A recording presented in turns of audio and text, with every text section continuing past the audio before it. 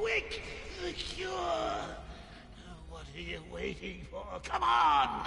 I killed your girlfriend, poisoned Gotham and hell. It's not even breakfast. But so what? We all know you'll save me. Every decision you've ever made ends with death and misery. People die. I stop you. You'll just break out and do it again. Think of it as a running gag. No!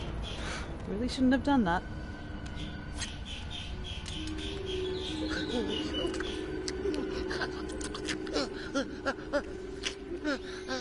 Are you happy now? Do you want to know something funny? Even after everything you've done, I would have saved you.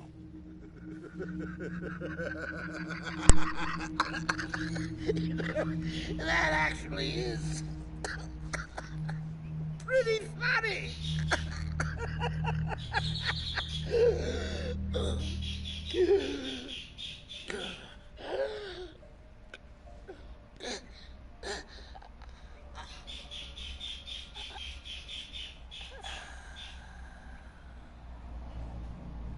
Joker's last laugh. Such a gutsy move, really.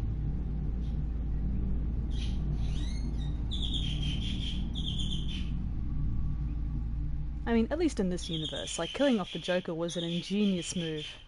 Truly was.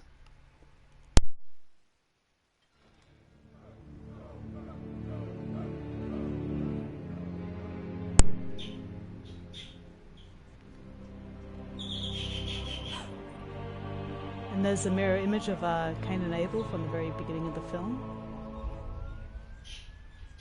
Very fitting. Some people say heavy-handed, but I think it's completely warranted.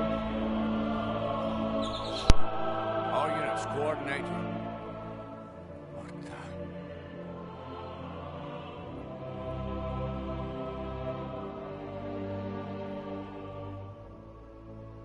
What the hell happened in there? It's the only time that we get to see Commissioner Gordon in this game. God.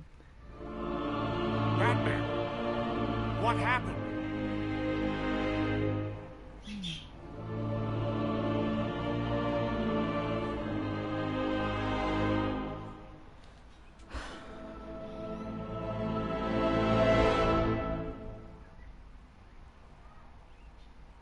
Wow.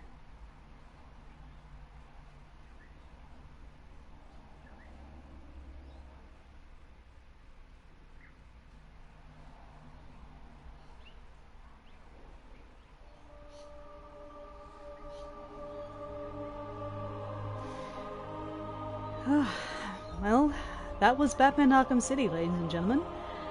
Again, thank you so much for joining me on this playthrough, and I hope one way or another I have entertained you. What can I say about this game that hasn't already been said?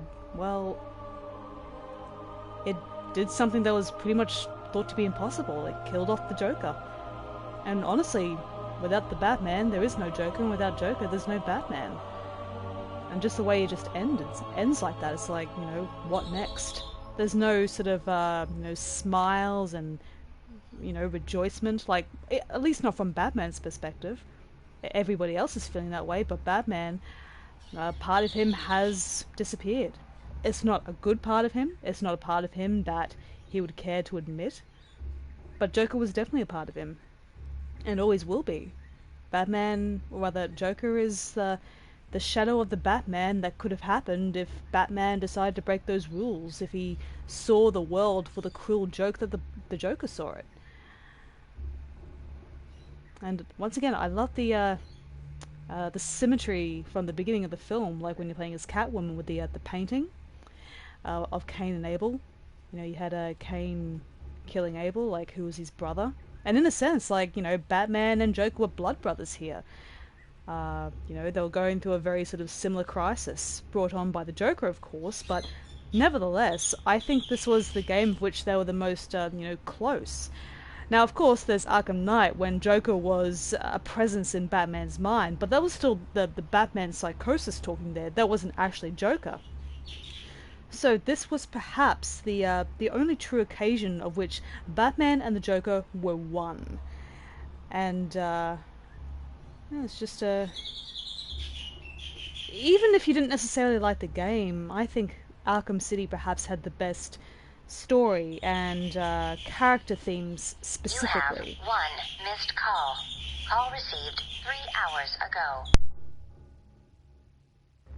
Only you can make this world seem right. Only you can make the darkness bright.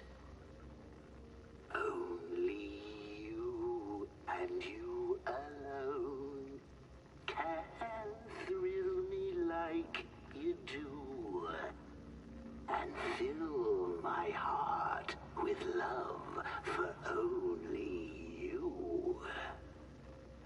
Only you can make this change in me, for it's true, you are my destiny. When you hold my hand, I understand the magic that you do. You're my dream come true, my one and only you. Only you can make this change in me, for it's true, you are my destiny. When you hold my hand, I understand the magic that you do. You're my dream come true, my one and only you.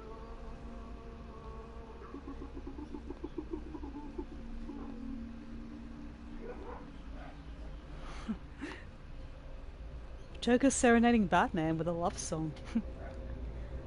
I guess that's where Batman Arkham Origins got the Joker crooning "Cold, Cold Heart" at the end of the game during the credits. Aw, Bat babies, cute.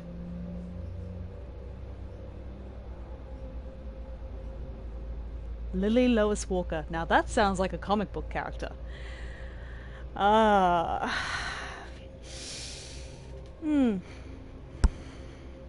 And yeah, Hugo Strange. Up until I played this game, I never really had an appreciation for him, but again, like, Rocksteady truly did surprise me. They just gave you know, this villain just so much depth. Like, if it wasn't the Joker, it was Hugo Strange. He's a different class of crazy. He's crazy, but at the same time, he is one of the most sanest of people. I like villains like that. He also reminds me of Amanda Waller. Amanda Waller is absolutely ruthless, and there's absolutely no doubt in your mind that she will stoop to the lowest common denominator in order to get her aims done. But, you know, she is a legitimate sort of politician. She works in the government. She knows how the things work. She doesn't resort to chaotic behavior the way Joker does. She has a calculated approach to these sorts of things. And that's what Hugo Strange is. He's a cold and calculating reptile. Just the way, on those occasions in which you see him, just the way his amber eyes like glow at you from behind the glasses.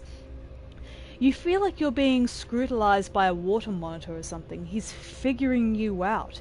Joker wasn't about that. He was about just going with the flow and just like rolling with it and embracing the inherent absurdity of it all. But Hugo is trying to make sense of it. And in his own way, as we found out, he's made up his own sort of you know, universe about what's going on. Like, I'm not a fucking psychologist, of course, but it's a very fascinating concept to think about. And again, props to Corey Burton for his fantastic performance. I keep on saying that word fantastic when he is worth far better accolades, far better descriptors. But nevertheless, I don't know how Rocksteady do it, but they get all these fantastic voice talents. I mean, obviously you have Conroy and Hamill being the principal roles, but lead characters are only as good as the supporting characters, you know? And yes, Batman didn't just have to deal with the chaotic absurdity of Joker. He had to deal with the clinical precision of Hugo Strange, and that basically echoed over into Batman Arkham Knight with the casting of John Noble as Scarecrow. And even though he too was unstable in his own way, he was also rather sane as well. He completely understood what Batman feared, and that's exactly how he attempted to break him. And he came so close. Well, he didn't just come close, he actually did it. But what saved Batman was the fact that he finally embraced his psychosis. He finally came to terms with what has happened in this game, as well as what happened in Arkham Knight, and all of his previous experiences. Finally, he looked them in the face, and he said, I'm not afraid of you anymore. I'm going to embrace you, and I'm going to use you how I see fit. So, and all of that happened on Halloween. God damn it! I should have played Arkham Knight for the past few days. That would have been absolutely perfect. But nevertheless, Virtuous did a fantastic job with the remastering of Return to Arkham. Well, yeah, sure. Like the textures and some of the other stuff didn't really need a remaster because the games on the previous generations look perfectly fine. But nevertheless, the Arkham games are some of the best ever made, and therefore they truly do deserve being ported onto the new systems. And for the $69 I spent on this package, it is so well spent. Granted, I guess we could have had Arkham Origins, but I suppose when they were thinking about the most popular entries of the series, obviously Asylum and City came into the question, but I really do sincerely hope that Arkham Origins does get its day on the new generations. I absolutely do. And hopefully Rocksteady are very savvy when it comes to listening to their fans, and they're very savvy with their business, so there's no reason to believe that it won't ever happen. I just hope it'll happen sometime soon.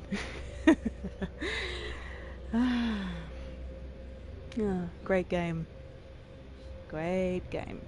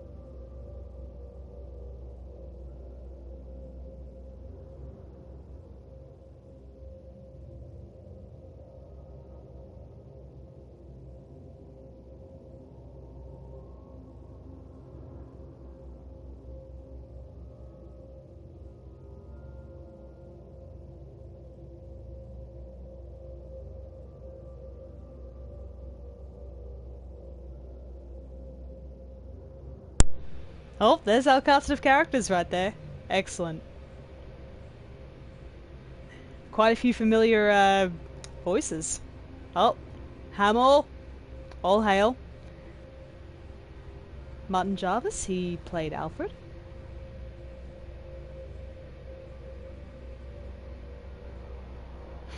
Nolan North. Hooker. Oh, Carrie Payton, excellent. He was he played Ezekiel on The Walking Dead. It's so cool. Awesome. Shiva, yay! Wally Wingert, the Riddler.